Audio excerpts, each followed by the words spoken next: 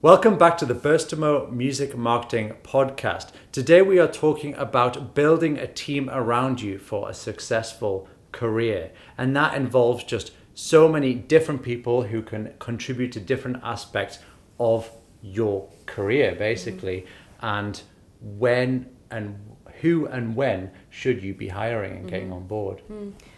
I think it's always quite, in another podcast we speak about labels and why they're important and why they're not important. And we said that they have so many people involved that you have a full team. And I think a lot of people, as independent artists, you think that's another reason why you need a label, because you can have a team, but you can so easily have a team around you as an independent musician. But you just need to find people that you vibe with and that you can develop with together. So I think one of the most important ones is probably a manager, because a lot of artists think it's essential.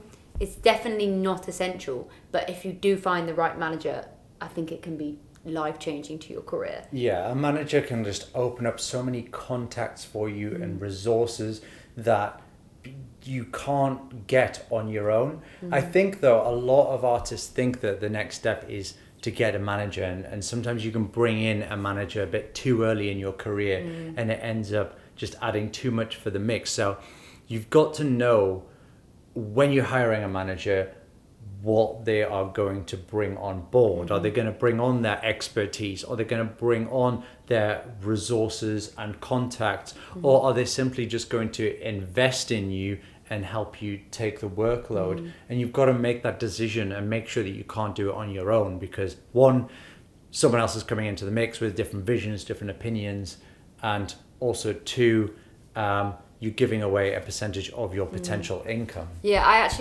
this is fitting because I went to go see the new Elton John movie last night, and he ends up falling in love with someone who becomes his manager. And yes, he was a horrible man, but he kind of did exactly what a manager is meant to be. The manager is meant to be the business. This guy was such a business head, and he made so much money from Elton John, and obviously Elton made millions. Yeah. He was a multi-millionaire at 25, and that was mainly because of his manager. His manager found so many opportunities and scraped money from absolutely everything. And I think, although he was a horrible man, he treated Elton John awfully. It's very much telling of what managers are. They are the business. Yeah. And I think so often people hire managers that are in the music industry and know music and are maybe a musician themselves. But they are probably not the best people to rely on. You want someone that has a business head and they can take your career to the next level, because there's no point hiring someone that is a musician themselves if they haven't succeeded. Yeah, especially in 2019, where experience from the music industry just isn't the same as what it was. Knowing various radio producers is not as valuable as it is now in 2019. So no, the other way around. It's less valuable in 2019 than it was. Now it's all just getting yourself on Spotify playlists, getting your fan base, and just making money, as you say. And that's what a manager you need as a manager. Someone's going to learn the industry and bring in skills that you don't have yourself and just fill that gap. If you're quite a timid person and you just want to make the music, but you found someone who believes in your music and they're an extrovert, they don't mind making some cold calls, taking some rejections and just pushing things and making it happen, then they are the right manager for you. Yeah, I think it's really, really important in the early stages to reflect on what skills you actually have, because as a musician, your skills are going to lie within music. But what other skills do you have? Is your full-time job graphic design? That's amazing. You can start creating content for yourself with it. But if you lack sort of the business mindset and you're wasting money on things, then maybe that's the person that you're looking for. It's really important to know what skills you lack and what skills you do have, because if you're in a band, there will be loads of skills in there that you haven't even thought of, and you can use those skills to your advantage, because there's no point outsourcing or bringing a new member into the team if there's already skills within the team. Yeah, I mean, find the right manager for you as well, in terms of look at their social media, look at what they are putting out on their social media. If they're obsessed with just going to networking events where it's just like musicians unions and things like that, it is just pointless. If all they ever want to do is be in the music industry, have artist manager in their bio, and are constantly like pitching for more and more artists to join them rather than focusing on the artists they have, then they're probably the wrong manager for you. Yeah, it's really important as well because they will be taking a percentage of your income. And if you sign a contract for 5 years and that person does absolutely nothing for you, then you've lost that percentage. It's just gone. And it's really difficult to get out of a contract like that. And you need to make sure that the percentage that you're giving away to them is actually kind of... They're bringing you value to a point where that percentage means nothing because they're adding so much to your career. Whether that is through opportunities, whether that's through introducing people to you. There's so many different avenues and there's so many different ways that they can help you. You just need to find the right individuals. And just make sure when you sign that contract, it's got milestones in it. It says when I get to this number of streams, if an artist manager has promised you something, make sure it's in the contract, and otherwise the contract is void and they don't get their share in royalties. So a manager is definitely one that you can be looking at a certain point in your career, but it probably shouldn't be your first hire, really. Because if you have not released a song or you've only released a handful of songs and you're kind of plodding along, you're trying to grow, they're probably not going to add that much value because you can handle all your emails yourself. You have the time to create content. You have the time to be reaching out to different people. So what will they add that you can't already do? And I think that's a really important question to ask when you're looking to bring a new member of the team on board. But where do you think the best place is to find team members? Like, is it on social media or is it networking events? Yeah, I'd say like networking events, being in the industry, allowing people to come to you, especially with artist managers. There's artist management companies that you can reach out to. You can go on the Unsigned Guide and just reach out to all of them.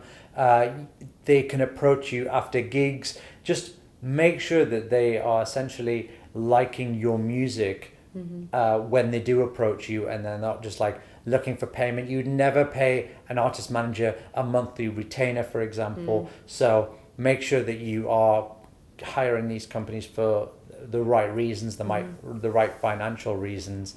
And just use artist directories, social media, follow them, see what they're about first, and then either reach out to them or wait till they reach out to you. I also think it's really important, the personalities of people. For example, our team that we have at Burstimo, everyone vibes really well. We're a really close-knit team, and we would never hire someone that didn't suit that. And I think it should be the exact same for all musicians. There's no point hiring someone because they have contacts if you absolutely despise them. Because it will make your life hell. You need someone that gels with you so much that you feel comfortable and confident talking to them about absolutely anything. So if you're really struggling at one point, you want to be able to go to your manager and say, I feel like I'm not growing. I feel like this is pointless. And a lot of musicians go through that dip. It's a really difficult thing to go through. And you need to be able to turn to someone and say, I'm struggling. And that should be your manager. You need to be so close with them and be able to connect with them that anything can be spoken about like that. And I think before signing any contracts, you need to have that connection. So become not a friend, but become close with them, get to know them, get to understand them and what they want from it, what they want from they're going to be your only friend in the industry from this point forward, because everyone's going to be trying to make money from you. So is your manager, but you should have the same intentions, the same vibes. And again, what Maddy was saying, getting a manager too early, you haven't established your vision of what you want to be as an artist. Once you know your vision and where you're going with your career, then it makes sense, and the manager can't steer you in a direction you don't want to go in because you're already on that track. Everyone you hire, every team member should fit within your vision. So if your yearly goal is to increase your social media engagement, increase your following, then your hiring move should be to get a content creator. It should be to get someone to run ads for you. If you have like a goal yearly or your overall goal with your music career, you can fit people in your team according to that. So I think like the social media side of things is really important because social media is where everything is at. So having a team member that deals with that is really important. And they're not difficult to find. You can hire students, you can hire freelancers on Upwork, as long as you know what you want to achieve and you can instruct them on what your social media content is going to be, then they're quite easy to hire. So whether it's a photographer, videographer, animator, someone just to reply to comments and manage your social media, you do need some kind of content manager or content creator at some point in your career because social media is just so important. I think there also should be like two separate roles. You should have someone that helps you with content, and that's if you can't do it yourself. But you should also have someone that does the sort of the more business side. So someone that is running those ads. Investing in social media ads is definitely worth the investment. It's definitely worth it. So finding someone that understands it, because if you don't understand it yourself or you don't have the time to learn, hiring someone can be a really good move. Yeah. Because it can be a good return on investment, because if you give them X amount a month, but then you're also giving them an ad budget, you might see that coming back through streams, through merch, through ticket sales. It depends what your kind of call to action is with each ad. But I think that's a really worthwhile And that's hire. what labels are looking for. Someone who can create content for their social media and build a fan base. So if you're looking to get signed, content creator, you need to get one. I mean, they cost like from £0 all the way to thousands of pounds. It depends how much you want to invest in it. You could go to a local university, put an ad out for looking for a videographer to come and video your gigs and create a vlog, or you could pay for a photographer. It's usually about $50, £50 per gig.